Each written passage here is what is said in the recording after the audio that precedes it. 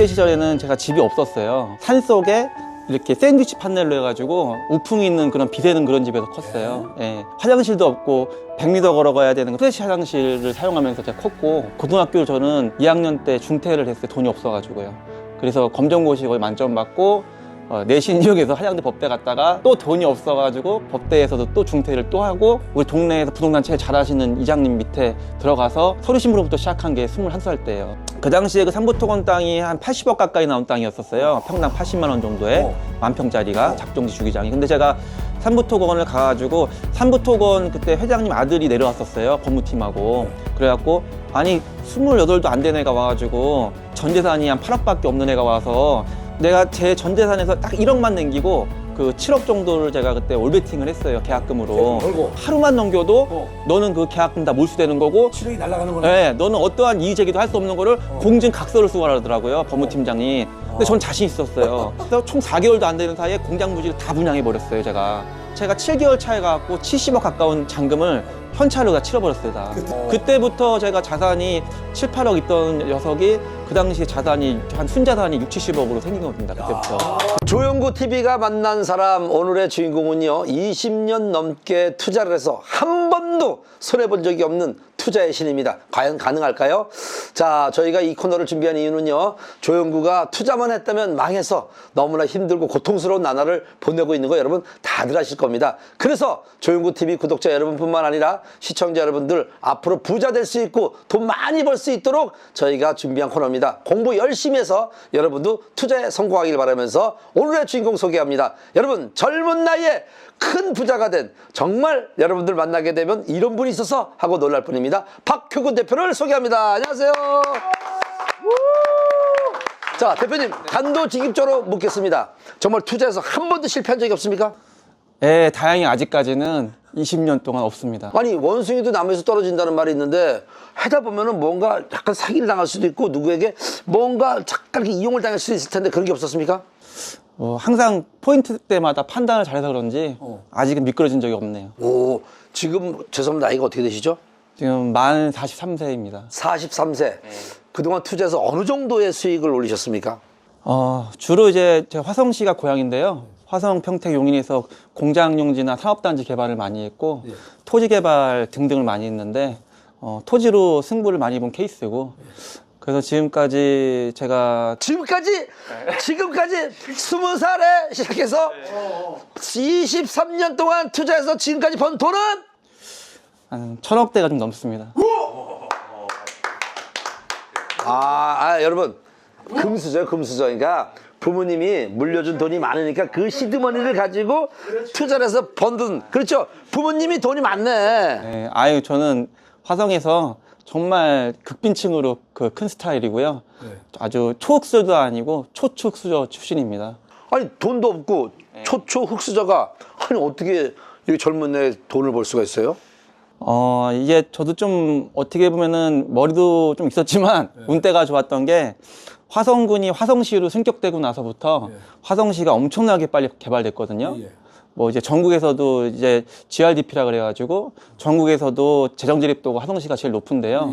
그만큼 지금도 화성시가 폭발적이지만 예전에 한 20년 전에는 시로 승격되고 나서부터 화성시가 엄청나게 발전됐어요.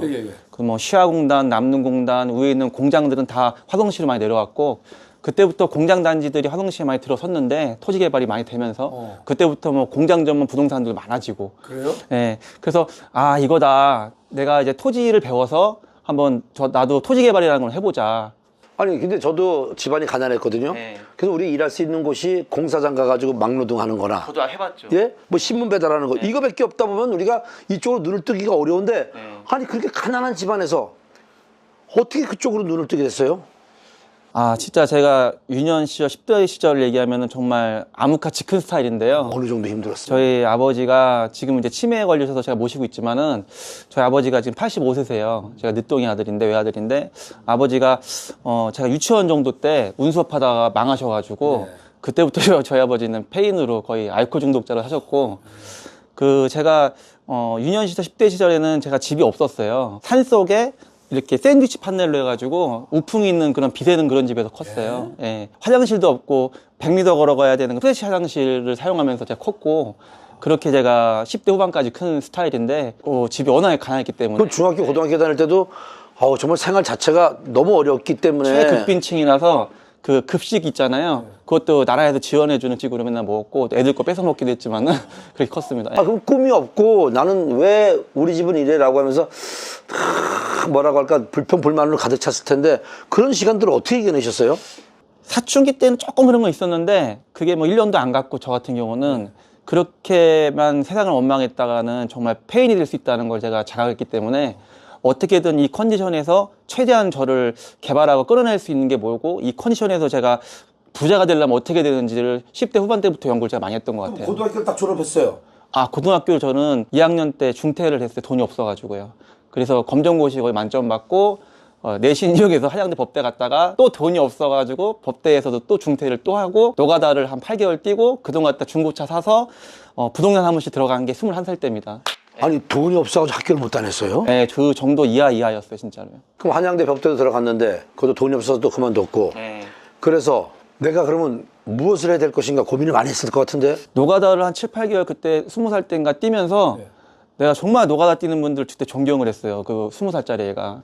새벽 5시에 만나가지고 그 겨울에 그 컵라면하고 그 큰 양쟁이에 불 떼면서 추우니까 거기다 라면을 풀어놓고 라면부터 후루룩 먹고 6시부터 노가다를 뛰었거든요. 벽돌 짊어지면서. 제가 벽돌 짊어지니까 파스를 온몸에 막 붙이더라고 그 당시에요. 처음 노가다를 뛰다 보니까 어린애가. 그래갖고 그때 한 달 정도 노가다 뛰니까 몸이 적응돼서 그때부터 파스를 뛰더라고요. 그러고서 한 7, 8개월 노가다 뛰면서 제가 한 몇백만 원을 그 당시 돈을 모아서 중고차를 조그만 거 사서 우리 동네에서 부동산 제일 잘하시는 이장님 밑에 들어가서 서류 신부로부터 시작한 게 21살 때예요. 내가 힘들고 어려울 때 누구를 만나냐에 따라서 내 인생이 달라져요. 그렇죠? 사실 정말 대표님은 그 이장님을 만나면서 부동산에 눈을 뜨게 됐는데 아니 어떻게 이장님을 찾아갈 생각을 했어요? 그 당시에 우리 화성시 팔탄면이라고 우리 그 30개리에 있는 그 이장님들 중에서 이장단 협의회장님이었는데 굉장히 이장 중에서도 최고 왕 이장님이면서도 부동산을 정말 잘하셨어요. 그래서 부동산을 정말 잘하셔서 정말 큰 부자가 그 당시 되셨던 이장님인데 토지를 그 이장님 밑에 좀 배웠던 것 같아요. 제가 제대로. 그럼 그분한테 찾아가서 나 좀 이쪽 일을 배우고 싶다고 얘기했더니 뭐라 그래요? 이게 제 처지를 아니까 네가 앞으로 돈을 벌어 먹으려면은 땅을 배워야 된다, 부동산을 배워야 된다. 그래서 그 이장님 공고가 맞다고 판단돼서 화성시가 그 당시에 시로 승격되고 나서부터 무지하게 개발되는 걸 제가 보면서 이거다. 제가 토지를 이제 배우겠구나. 그럼 이장님 밑에서 무슨 일을 주로 많이 배웠어요? 일단은 토지가 왜 돈이 되는지부터 그리고 어떤 시각으로 땅을 봐야 되는지 서류를 또 어떻게 봐야 되는지 각종 공부 서류가 어떻게 돌아가는지부터 공부를 시작했죠. 이게 현장에서 바로 배운 거군요. 현장 실습이죠, 진짜 다. 저도 무슨 아나운서 MC가 되려고 아카데미 학원을 다니는 게 아니라 김병찬 아나운서 가방을 들고 다니면서 방송을 배워서 제가 SBS 전문 MC 공채 1기 2860대 1을 뚫고 들어간 거거든요. 14번 떨어지고 15번. 현장에서 하는 공부가 정말 중요하지 않습니까? 모든 답은 필드에 있습니다. 그렇죠. 그런데 이장님 밑에서 2년 동안 일을 하다가 어떻게 내 사업을 해야 되겠다 생각을 했어요? 근데 제가 그 이장 그분 밑에서 그 어르신 밑에서 그 2년 동안 그래도 몇 천만 원을 벌었어요. 그 당시에요. 제가 실적을 많이 쌓아가지고 그로부터는 제가 독립을 했죠. 24살쯤에 제 직원들 두고 그때부터는 폭발적으로 제가 더 많은 계약서를 쓰고 또 더군다나 그때 26살, 7살쯤에 그때 한 4, 5억 정도가 또 그 당시 돈으로 3, 4억, 4억을 벌었어요. 제가. 주로 어떻게 해서 벌었죠 그 당시에? 토지를 소개도 많이 했지만은 제가 어린애가 좋은 땅 나면 남 소개보다 내가 먼저 샀어요, 그냥. 소개를 해서 거기서 마진을 먹는 게 아니라 소개 받아봐야 100번 받아봐야 한 번 내가 땅을 좋은 걸 사서 찍어서 넘기는 게 훨씬 많이 남습니다. 내가 가지고 있는 시드머니를 가지고 저기다 대출받아 땅을 사요. 그 땅을 산다면 어떻게 해요? 땅을 사서 주택지로 개발해서 분양을 하던 또 아니면 공장을 조그맣게 져서 팔던 그렇게 해갖고 세금도 절세하면서 가장 이문을 극대화시켰죠. 네. 그렇게 해서 한 땀 한 땀 때 자본을 쌓아 나갔죠. 한 3년 차부터는 모든 화성에 있는 땅들이 줄줄이 다 보였어요. 돈이 보여 이게 진짜? 네. 이거 돈이 된다. 그냥 차를 타고 운전만 가면서도 넌 얼마 다 보여요. 필지마다 다 보여요. 그 당시에는 지본도라고 있어요. 지본도. 10,000분의 1도, 5,000분의 1도라는 그런 지본도 책이 있어요. 그 책자가 화성시 용인 평택시가 한데 묶은 책자인데 그 책자를 피면은 용도 지역이라 그래서 뭐 그 당시에는 준농림지라고 그 다음에 이제 노무현 대통령 때부터는 관리지역이라 그랬는데 용도 지역이 그 책자에 보면 다 나옵니다. 색깔별로 표시됩니다. 뭐 주거지역, 상업용지, 뭐 농림지역, 관리지역 다 표시가 돼 있거든요. 그때 제가 어렸을 때는 그 책자를 들고 다니면서 땅을 보러 다녔어요. 그게 지역도가 그려있는 책을 보면서. 그러니까 지금 같은 경우는 뭐 카카오 지도, 네이버 지도, 막 위성 지도 많지 않습니까? 구글 지도도 있고. 그때 그런 게 없었잖아요. 근데 저 20대 초반 때는 그 지번도책 두꺼운 걸 들고 다니면서 땅 필지를 다 보러 다녔어요. 그렇기 때문에 제 머리에 모든 형체와 지형 지세가 다 꽂아 있을 거 아닙니까? 만약에 그때 이장님을 안 만났더라면 우리 대표님의 인생은 어떻게 됐을 것 같아요? 이장님을 안 만났다라고 하더라도 또 다른 분을 찾아가 만났겠죠. 왜냐면은 난 노력파였으니까.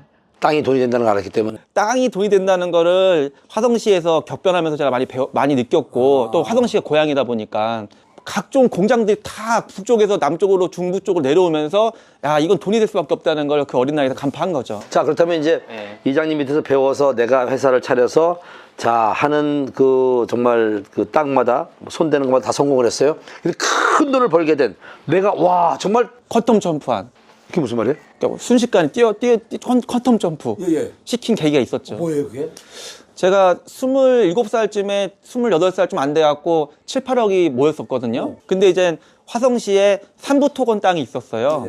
삼부토건이 우리나라 토건 1호 건설업체 아닙니까? 근데 삼부토건이 화성시 땅이 10,000평이 있었는데 그 10,000평 큰 땅을 동네 부동산들이 대기업에서 땅을 내놨지만은 그걸 파는 게 엄두가 안 나는 거 너무 크니까 10,000평이니까 한 번에 치기가. 그리고 그 땅이 이렇게 3단이나 4단이 나오는 땅인데 그걸 한 단으로 누가 사기에도 좀 거북한 땅이었어요. 경사가 있다 보니까. 그래서 부동산 개발 경험 있던 제 눈에서는 그게 돈으로 보인 거죠. 아 저거를 3단이나 4단으로 쳐서 공장 부지하고 아빠 상가 부지라 그래 근생 부지를 빼면은 저건 돈이 될 수밖에 없는 땅이다. 그렇게 해갖고 27, 8살짜리가 그 아는 부동산 형님 통해가지고 삼부토건 본사를 찾아갑니다. 아무도 손을 못 대는 그 땅을 엄두도 못 내는 땅을 직접 삼부토건 본사 찾아가서 그쵸. 뭐라고 승부를 걸었어요?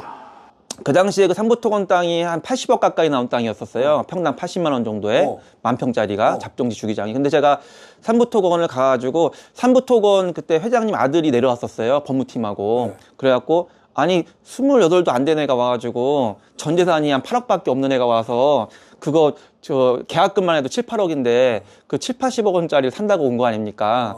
내가 제 전 재산에서 딱 1억만 남기고 그 7억 정도를 제가 그때 올베팅을 했어요. 계약금으로. 그랬더니 그쪽 법무팀장이 하는 말이 이거 당신이 그 딱 기간을 주겠다. 근데 뭐 인허가 조건을 걸지 말아라. 기간 정하고 딱 기간 되면 잔금 치르는 조건. 일반 계약이라고 그러거든요. 그 일반 계약에서 하루만 넘겨도 너는 그 계약금 다 몰수되는 거고. 7억이 날아가는 거네. 네, 너는 어떠한 이의 제기도 할 수 없는 거를 공증각서를 쓰고 하더라고요. 법무팀장이. 근데 전 자신 있었어요.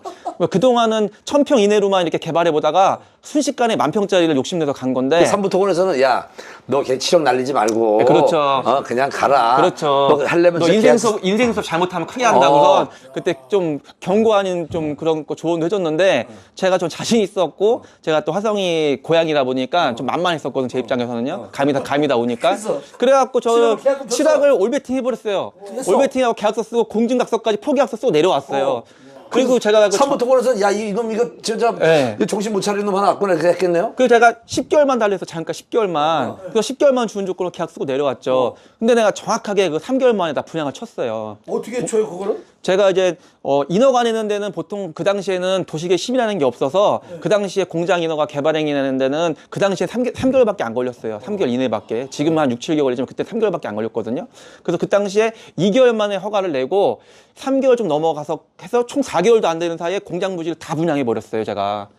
예. 네. 그래서 제가 뭐 기업은행 지점장님들이 팔아주고 그리고 이제 온 동네 공장 전문 부동산들이 팔아주고 그리고 그게 큰 사거리 코너에 있는 땅이라서 몫이 좋아서 광고가 잘 돼서 큰 대형 현수막 붙여갖고 이 가분할 또 쪼개갖고 붙여가지고 공장 부지 분양한다 붙여가지고 또 광고 보고도 와서 손님들이 공장 부지 실수요자들이 제조업자들 계약하고 그래서 기업인들이 와서 순식간에 분양을 다 받아갔어요. 그럼 4개월 만에 완판을 다 했어요. 완판을 다 했죠. 그 돈을 가지고 삼부토건을 찾아갔겠네. 그래서 10개월이 아니고 제가 7개월 차에 가갖고 잔금을 갖다 나머지 한 70억 가까운 잔금을 현찰로 다 치러버렸어요, 다. 네. 그래서 대출 조금 일부 익히고 분양대금 받은 것 갖다가 잔금을 70억 가까이를 현찰박치로 잔금을 치러버리고 그렇게 멋있게 잔금을 치러버렸더니 삼부토건 그 이제 회장님 아드님께서 저를 이제 너는 대단한 놈이라 그러면서 너 아무도 못 건진 거를 네가 이렇게 했는 거 보고선 너 어린 놈 대단하다 그러면서 저를 호텔 그 한강에 있는 무슨 호텔 데리고 가서 맛있는 그 칼 쓰는 밥을 사주시더라고요. 한강 보이는 데 가가지고 그때 한강 보이는 데가 처음 먹었어요. 제가 그런 밥을요. 삼부토 회장님이 직접 사주셔가고 아드님 사주셔가고 그 회장님 아들이 밥 사주면서 많은 격려를 그때 덕담해 주셨죠, 나한테요. 그때부터 제가 자산이 7, 8억 있던 녀석이 그 당시 자산이 한 순자산이 6, 70억으로 생긴 겁니다. 그때부터. 그때가 한 28살 정도 됐을 때. 네. 28살에 네. 그 삼부토건 그 10,000평이 넘는 땅을 개발하면서 겁이 나지 않았어요? 잘못되면 이거 다 날릴 수도 있는데. 그때 20대 후반 때 이상하게 용기가 너무 좋았어요, 저는요. 그리고 제가 이렇게 강박증이 제가 좀 심하거든요. 제가 그거 하나를 타겟에 노릴 때는 엄청나게 뼈속까지 파는 스타일이라서 요모조모를 다 따져보고 제가 결정한 거라서 겁은 안 났어요. 근데 지금 그 땅을 뭐 4개월 만에 완판을 했을 정도로 반응이 좋았는데 왜 다른 사람들 그 손을 못 댔을까요, 그 땅을? 일단은 그 당시 돈으로 한 70억, 80억대 나왔는데 그게 그 아까 말씀드렸듯이 지금 현장 가보시면은 3단으로 공사가 돼 있어요. 근데 그걸 한 단으로 공사를 할 수 있는 땅이어야 한 업체가 올 텐데 한 단으로 평탄한 공사가 안 돼 버리기 때문에 한 업체가 오기도 좀 애매한 땅이었고 큰 업체가 오기 애매한 땅이었고 3단 땅을 3단을 개발해 3단을 개발해서 분양할 수밖에 없는 땅인데 그러면 천상 중간에 개발업자 손 탈 수밖에 없는 거거든요. 건설업자나. 그게 저 같은 사람들이죠. 그 참 이렇게 돈을 벌면은 잘못된 길로 가거나 실수할 수도 있는데 어떻게 이렇게 계속 한 길을 실패하지 않고 올 수 있었어요? 그게 제가 볼 때는 사람마다의 성향 차이인 것 같아요. 예. 또 성향 차이, 판단 능력도 차이가 나는 거고 저 같은 경우는 좀 정신병적으로 강박증이 심한 스타일이기 때문에 또 워낙에 이제 어렸을 때 그 극빈층으로 크다 보니까 그리고 이제 지금도 이제 암 걸린 어머니도 제가 모시고 있고 또 치매 걸린 아버지도 모시고 두 분 다 80대 넘으셨지만은 워낙 어렸을 때 가난하게 크다 보니까 그 돈에 대한 그 절박성이라 해야 되나? 그 간절성이라 해야 되나?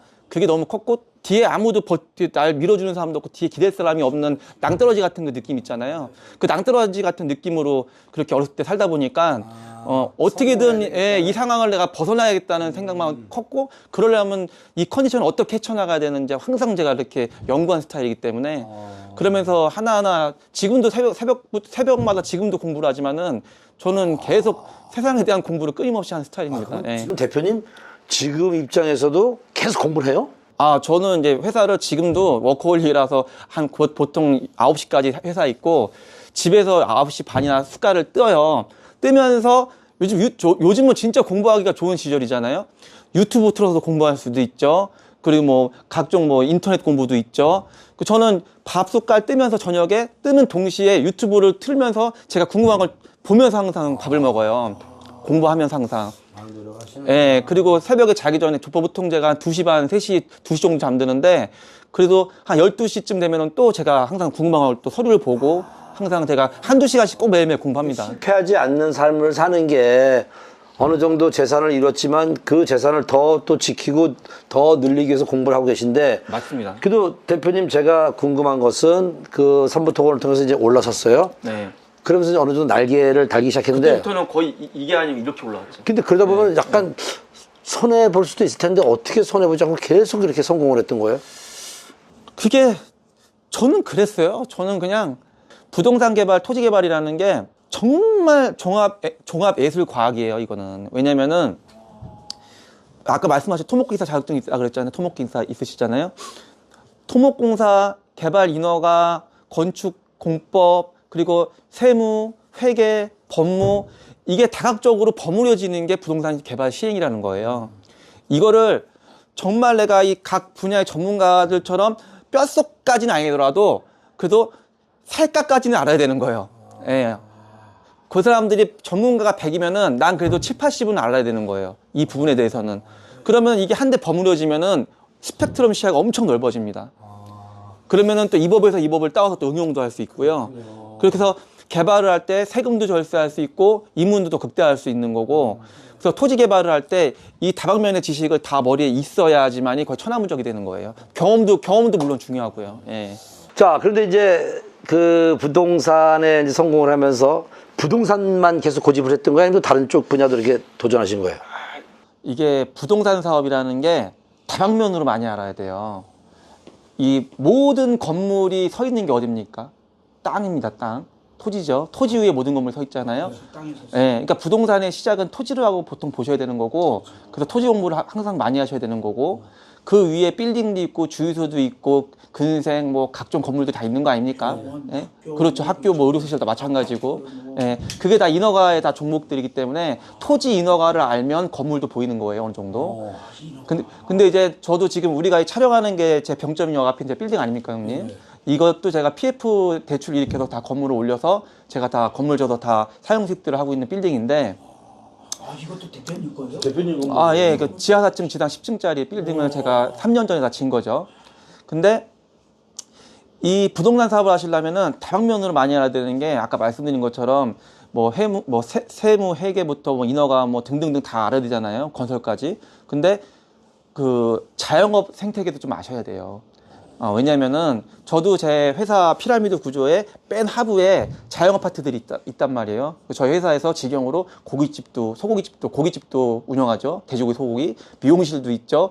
스크린 골프, 또 골프, 뭐 등등등하고 뭐 카페 많잖아요. 제 회사의 직영으로. 그러니까 이런 자영 아파트들의 생리까지 메커니즘까지 다 공부가 돼 있는 사람하고 전혀 어떤 생태계 부동산에 대한 어떤 파트에 대한 뭐 자영업이 됐던 F&B가 됐던 그런 공부가 스포츠 사업이 안 돼 있는 사람하고는 조금 이렇게 세상을 보는 그 시각이 좀 다릅니다, 많이. 예? 그래서 컨텐츠를 채울 수 있는 그런 지략까지 있으면은 이 토지 개발할 때 더 많이 도움되거든요. 예. 그럼 이 건물에 사실 그 지금 미용실, 고깃집 이런 거를 직영을 하세요? 다 제 아니 그냥 저기 돈을 주면은 저거 권리금도 받고 뭐 전세금도 받지 않습니까? 이게 있어요. 이제 보통 스탠스라 그러잖아요. 저 자세를 취할 때 시대의 스탠스가라는 게 있는 거예요. 뭐냐면은 굉장히 지금 시국이 안 좋잖아요. 네. 지금 경기가 정말 최악의 침체기 아닙니까? 이 침체기에는 이렇게 실력 있고 능력 있으신 분들이 있어. 뭐 나 미용실을 잘한다, 나 고깃집을 잘한다, 카페 잘한다는 분들 있잖아요. 그분들은 이제 제가 들어오시라. 그럼 제가 장소 제공해 주고 매출의 수수료 매장식으로. 그래갖고 뭐 매출 대비 10%, 매출 대비 20% 이런 식으로 해서 매출 수수료 매장으로 그분들한테 보증금 월세 필요 없이 매출 대비 수수료 매장으로 해서 그 실력 있는 분들을 다 유치해서 다 집어넣은 거죠, 제가 다. 결국 또 건물도 살릴 수가 건물도 살리고 활성화도 시키고 그분도 좋고 우리도 좋고. 그분은 어떤 권리금이든 어떤 전세 보증금 이런 게 없으니까 그러니까 들어오기도 쉽고 부담이 없죠. 아니 사실 이렇게 큰 사업을 하려면 돈도 많이 빌려가지고 은행에 빚도 많죠. 제가 부채가 지금 300억 정도 있습니다. 300억? 네. 그럼 어떻게 이자 내고 한 달에 이자가 1억 좀 넘게 날라가고 있죠. 숨만 쉬어도 이자만. 아니 1,000억에서 300억 빚은 빚도 아니죠. 그러면 뭐예요? 아니 그러면 그거는 또돈 네, 그죠. 아까 총재님께서 말씀하신 대로 저는 부채 비율을 35% 이내로 항상 다운시킨 스타일이라서 맞습니다. 일부러 그러면 부채비를 만드는 거예요? 사업을 할 때 레버리지를 사용 안 한다는 사람은 바보입니다, 솔직히요. 그 레버리지 사용 안 하고 그 이자를 다 안 주면 돈이 굳는데요? 제가 부자로 소위 부자로 형성되기까지 1등 공시는 레버리지입니다, 대출. 예전에 예전에 우리가 2008년도 리만 사태 때 봤을 때도 그 리만 브라더스 사태 봤을 때도 정말 거의 제로금리 정도 있잖아요. 뭐 1%대, 2%대 금리. 그때 금리가 엄청 쌌잖아요. 그때 저금리에 불려서 땅을 많이 사서 개발을 또 제가 한 스타일이죠. 근데 지금은 보통 한 4, 5% 되는데 그때는 다 2% 이내였거든요.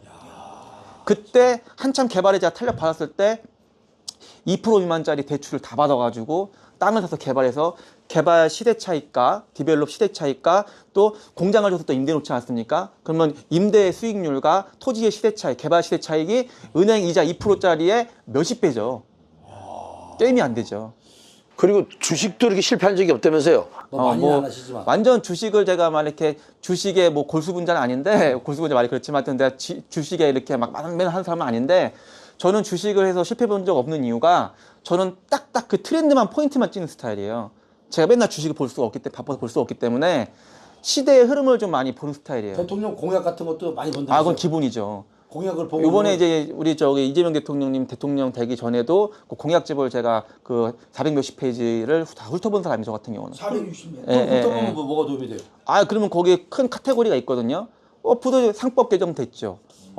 아, 대통령이 앞으로 하고자 하는 그 예, 큰 카테고리가 있어요. 거기에 맞춰서 그럼 주식도 사드리고 땅도 근데 사드리고. 대통령이 이 사람이 될 건지 안 될 건지부터 판단을 하시고 그 예를 들자면은 그렇게 했기 때문에. 근데 요번에 두 번째 도전한 거는 될 수밖에 없는 구도를 웬만한 사람 다 알고 있었잖아요. 그렇죠, 그러면 된다고 거의 보는 것이고 그 상태에서 공약집을 보니, 그리고 뭐 자꾸 대통령님 얘기하고 싶진 않지만은 이재명 대통령 스타일 자체가 거의 한다면 하는 스타일 아닙니까? 저 다른 대통령 조금 좀 틀린 성향이 있잖아요. 그래서 그리고 저 같은 또 흑수저 출신들은 또 그게 있어요. 그 멘탈 근성이라는 게 있어가지고 저런 사람이라면 할 건 하겠다는 스타일이 들더라고요, 보니까. 그래서 말 뱉은 대로 지금도 하고 있지 않습니까? 그러니까 이 상황에서 보면은 이 대통령이 된다. 그러면은 무슨 공약에 따라서 어떻게 흘러가겠다는 게 판도가 보이지 않습니까? 그쪽 사나 그 종목 사. 그래서 저는 대통령 되기 딱 한 달 전에 네이버, 카카오페이, 삼성전자, 우, 그리고 하나솔루션 좀 다 사놨었어요, 그 당시에. 예, 다 사놨었어요. 예. 그래서 저는 소문 듣고 사는 게 아니라 앞을 보고. 트렌드 포인트 파악을 하는 거죠. 흘러가는 사이클 그럼 파악을. 그걸 시대에 대해서. 그럼 주식을 샀다 팔았다 하냐? 어떻게? 저는 그렇게 안 합니다. 그래요? 저는 툭 사놓고 예상대로 쫙 올라간다면 쫙 올라갔을 때 어느 정도 봤을 때 툭툭 팔고, 그러면 또 그 돈 갖다가 또 저는 또 금하고 은을 샀지 않습니까? 금하고 은을 또 고스란히 또 10몇 억을 거의 많이 샀잖아요. 그 금은을 또 사가지고 금이 또 3배수가 현재 나왔잖아요. 금은이요. 요즘은 조금 떨어졌지만은 제가 워낙 싸게 샀기 때문에 지금 그 3배수 튀겼거든요. 금은을. 금이 은이 갈지 어떻게 알았어요? 저는 특히 은을 더 많이 샀어요. 은하고 금이 갈지 어떻게 알았어요? 지금 보시면은 미국 금리가 앞으로 다운될 거가 자명하고, 지금 뭐 요번에 새로 뭐 발탁돼 있는 연준 의장이 뭐 매파 기조기 때문에 올린다고 하지만은 제가 볼 때는 그 내려갈 기조로 좀 보고 있어요. 여러 가지 미국 상황을 봤을 때는요. 그러면 미국이 앞으로 트럼프 대통령 때문에 저금리 기조로 갈 판세가 거의 자명하게 보일 것이고, 그러면 연준 금리가 내려가게 되면은 달러 가치가 떨어지게 돼 있어요. 그러면 그 돈들이 전부 안전자산 쪽으로 또 쏠리게 되는데, 대표적인 게 또 금은이고, 그것뿐만이 아니고 특히 은 같은 경우는 산업재해로 많이 쓰여요. 그리고 우리 저 앨런 머스크 형님 항상 말씀하시잖아요. 은은 기름과 같다고. 지금 뭐 태양광 패널, 그리고 뭐 스페이스X 같이 앨런 머스크 같이 뭐 우주선에 들어가죠. 은이라는 게 각종 산업군에 다 들어가요. 전자제품이 다 들어가요. 은이라는 게 말할 것 없이 많이 들어가. 은이라는 게요.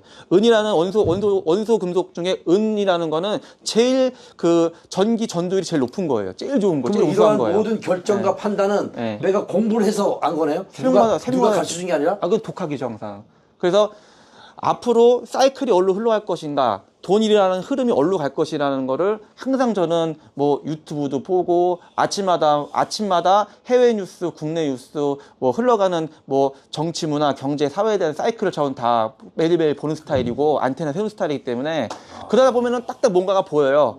그럼 일로 흘러가고 절로 딱 보인단 말이에요. 이제 앞으로는 그 전기 에너지의 소유주가 앞으로 이제 4차 시대를 지나서 이제 5차 시대가 오고 있는데, 앞으로는 전기 에너지의 소유주가 되는 사람이 부자의 패권을 질 수가 있는 확률이 높아요. 아니 우리나라 한국전력이 있는데 그건 할수 있어요? 택도 없습니다. 이제 개인도 전기 그 뉴스에서 많이 보시는 데이터 센터라는 게 있잖아요. 데이터 센터 하나를 그 한쪽에 짓게 되면은요, 웬만한 그런 중소도시, 뭐 청주 같은 데 있잖아요. 그런 도시 하나에 맞먹는 전기가 다 빠져나갑니다. 데이터 센터 한 군데. 예. 전기가 앞으로 전 세계적으로 전기가 앞으로 정말 귀해질 겁니다. 전기가. 예. 그래서 지금은 저 같은 경우는 공장부지나 그냥 공장부지를 표현할게요. 그 땅을.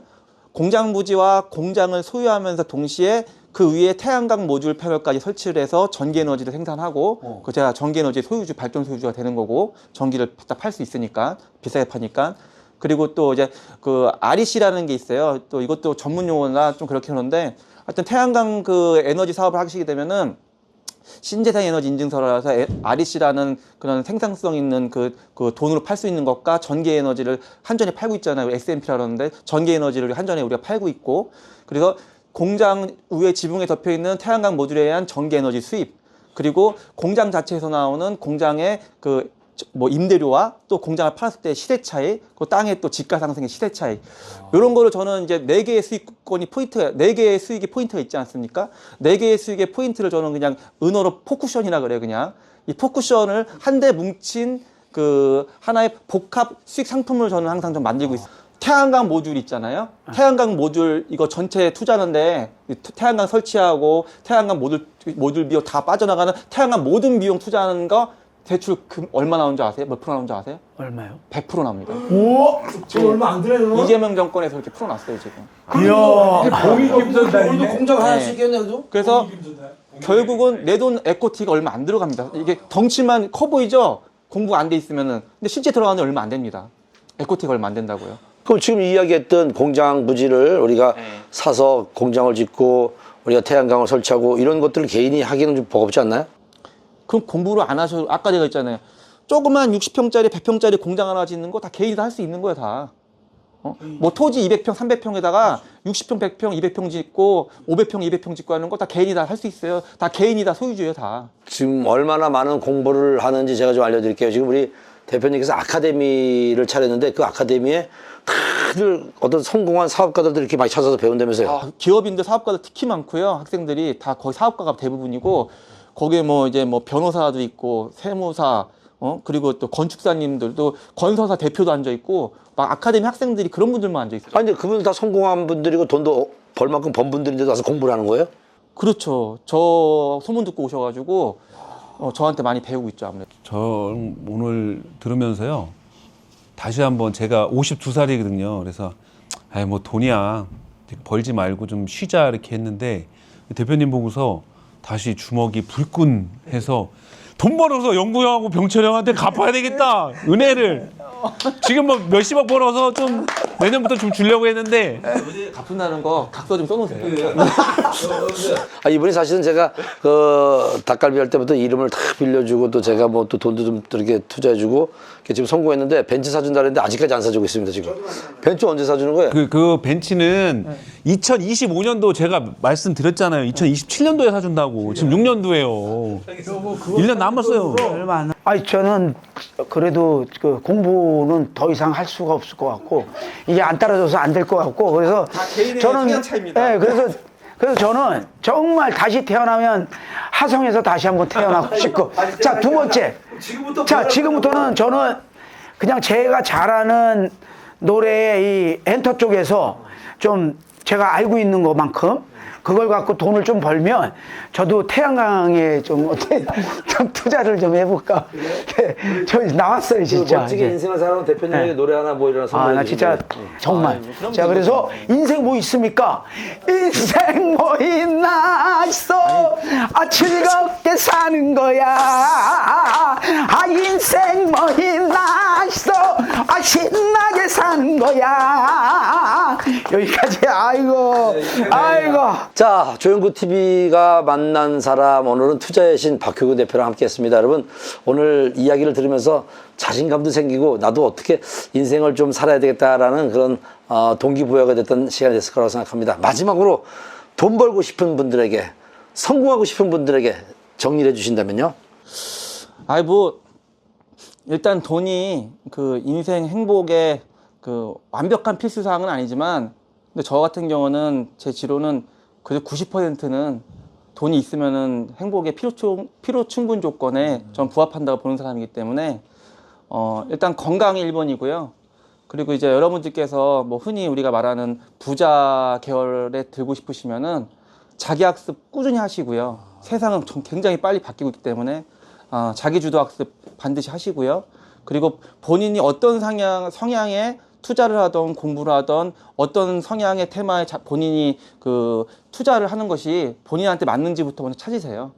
만약에 본인이 찾는 게 헷갈리거나 모르실 때는 저 같은 전문가한테 오시면은 제가 좀 가이드라인 해줄 수는 있습니다. 아, 내가 혼자 고민하지 말고 전문가를 찾아온다거나 또 다 전문가가 있습니다. 대표님 네. 같은 분 만나서 내 인생에 어떤 정말 그 목표를 또 잡아주시는 거군요. 네, 앞으로의 살아가는 그 가이드라인에 대해서 인생 진로에 대해서는 뭐 제가 나이는 많지는 않지만은 제가 많은 형들도 상담해주고 있기 때문에 많은 선배들도 상담해주는 스타일이기 때문에 제가 그런 거는 좀 잘하는 편입니다. 방송을 보고 박효근 대표를 만나고 싶어하는 분들 다 이렇게 만나줄 수 있습니까?